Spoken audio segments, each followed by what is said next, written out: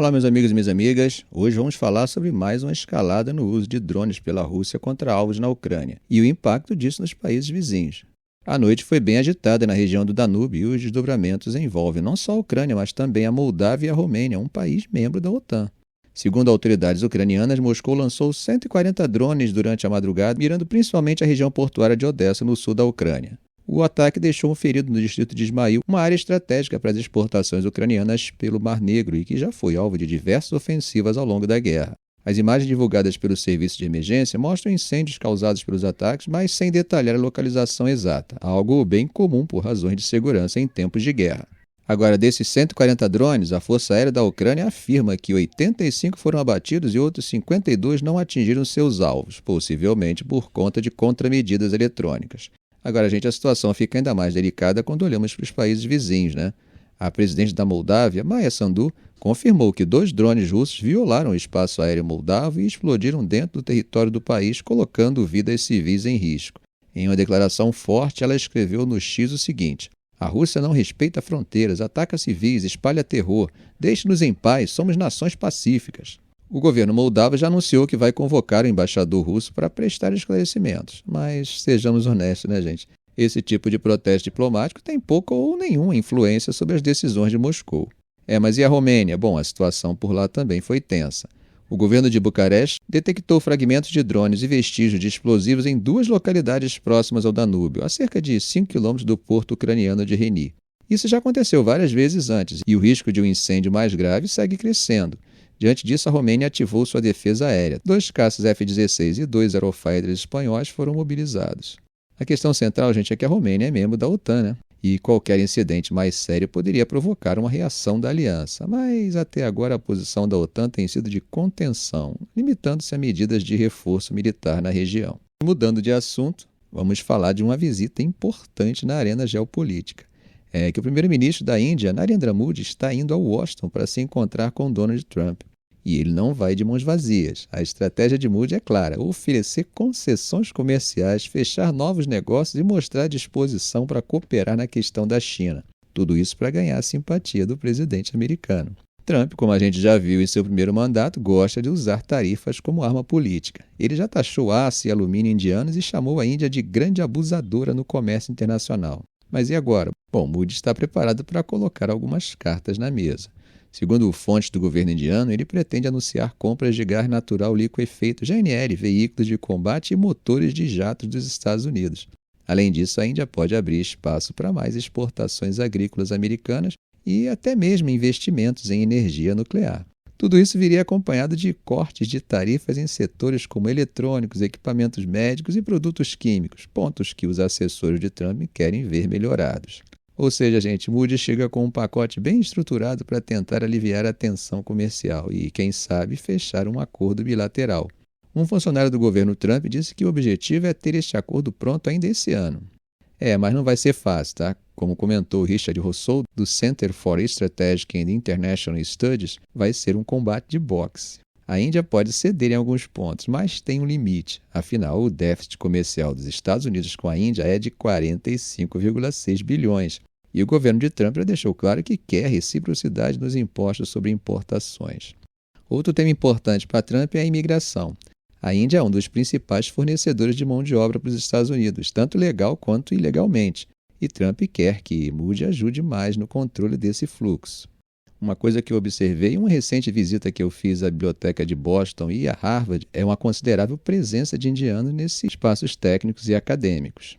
Gente, Modi deve ter uma reunião privada com Elon Musk. O bilionário, que é um forte aliado de Trump, pode discutir a entrada da Starlink, sua empresa de internet via satélite, no mercado indiano. Isso seria uma jogada importante para os dois, já que a Índia é um dos mercados mais disputados do mundo em telecomunicações.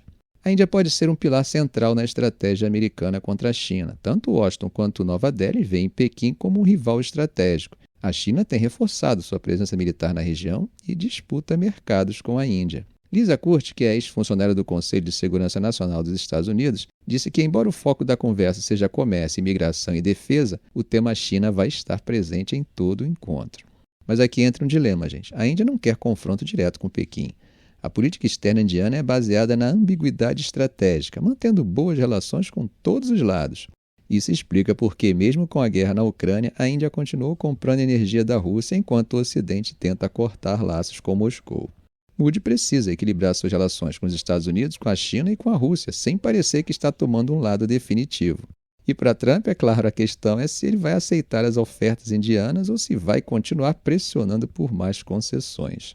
E falando em guerra, Trump conversou nesta quarta-feira tanto com Putin quanto com Volodymyr Zelensky sobre negociações de paz. E, segundo um oficial do governo americano, Trump quer ouvir de Moody ideias sobre como avançar nesse tema. Bom, gente, ainda nessa mesma linha, essa conversa de Trump com Putin tem gerado uma certa revolta tanto em Kiev quanto entre os aliados europeus. Sim, Trump conversou por telefone com Putin e sinalizou que um acordo de paz pode estar no horizonte. Mas aí vem o problema, né? Aparentemente, ele já antecipou concessões importantes para Moscou, incluindo a ideia de que a Ucrânia não pode recuperar todos os seus territórios ocupados e nem ingressar na OTAN. E aí fica óbvio que isso caiu como uma bomba em Kiev, né? Zelensky foi direto e falou que, como país soberano, eles não podem aceitar nenhum acordo sem que eles participem desse acordo. Ou seja, há um receio claro de que Washington possa negociar um cessar-fogo sem levar em conta os interesses ucranianos. E os aliados europeus também entraram nesse debate. A chefe da política externa da União Europeia, Kaja Kallas, foi bem clara e chamou a posição americana de apaziguamento, um termo que, como vocês lembram das aulas de história, esteve associado às concessões feitas a Hitler antes da Segunda Guerra Mundial. Veja o que ela disse. Porque estamos dando tudo o que a Rússia quer antes mesmo de as negociações começarem. Esse tom de desconfiança já indica que o clima na Conferência de Segurança de Munique, que começa amanhã, vai ser tenso. Os ministros europeus prometeram uma conversa franca e exigente com os representantes dos Estados Unidos em um dos sinais mais claros de descontentamento dentro da diplomacia ocidental. Do lado russo, a reação foi bem diferente. O Kremlin elogiou Trump e comparou sua posição com a do governo de Biden, que vinha mantendo um apoio firme à Ucrânia. Dmitry Peskov, porta-voz de Putin, disse que ficou impressionado com a abordagem americana e que há sim espaço para negociações. Já o secretário de Defesa dos Estados Unidos, Pat Hexton, chamou Trump de o melhor negociador do planeta e disse que este era um passo essencial para encerrar a guerra. Agora, gente, olhando para o quadro geral, a gente vê que essa movimentação não veio do nada, né? A guerra já está se arrastando há quase 4 anos, com centenas de milhares de mortos e feridos. A Ucrânia conseguiu conter a invasão no início, mas desde o fracasso da contraofensiva de 2023, vem perdendo terreno lentamente para os russos. A Rússia quer que Kiev abra mão de mais territórios e adote uma neutralidade permanente, ou seja, sem alianças militares com a OTAN. Já a Ucrânia exige que os russos se retirem completamente e que o país receba garantias de segurança equivalentes à de um membro da OTAN. A questão da adesão à OTAN é bem complicada realmente. A Ucrânia já sabe que entrar no bloco militar no curto prazo é improvável, mas insiste que essa é a única forma de evitar futuras invasões russas. O ministro das Relações Exteriores da Ucrânia, Andriy Syriba, disse o seguinte: todos os nossos aliados já disseram que a entrada da Ucrânia na OTAN é irreversível, está na nossa Constituição, é do nosso interesse estratégico. Mas agora, com Trump sugerindo que essa porta pode se fechar, a sensação de Kiev é de que os Estados Unidos podem estar deixando a Ucrânia para trás. Nas ruas da capital ucraniana, o clima não é dos melhores não, tá? Muitos ucranianos já estão esgotados pela guerra e querem uma solução. Miroslav Leshko, 23 anos, expressou o medo de muitos, né? Dizendo que parece que querem nos entregar. Não vejo nenhum benefício para a Ucrânia nessas negociações ou na retórica de Trump. Outros, no entanto, enxergam um lado positivo na franqueza de Trump. O economista Timofey Milovanov fez uma observação bem interessante. A diferença entre Biden e Trump é que Trump diz em voz alta o que Biden já pensava e fazia sobre a Ucrânia. Perceba, gente, como há uma certa incredulidade em relação a essa sinceridade do Ocidente em ajudar a Ucrânia. Bom, mudando de assunto, a situação no Sudão, gente, está chegando a um momento bem decisivo. O chefe das Forças Armadas sudanesas já deixou claro que tem um plano, formar um novo governo. Mas vamos combinar, esse novo governo tem cara de uma coisa só: consolidar o SAF como o único poder legítimo no país.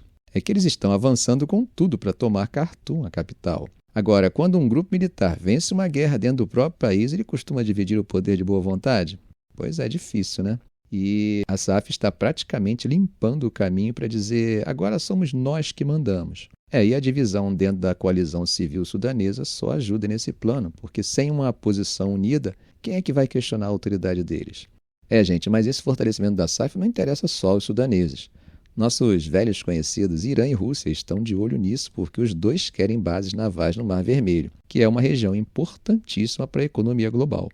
Ainda na África, gente, o governo da República Democrática do Congo e Ruanda concordaram em um cessar-fogo e em retomar o diálogo com os rebeldes do M23, que têm apoio ruandês. Agora, o que acontece quando inimigos declaram cessar-fogo, mas continuam avançando?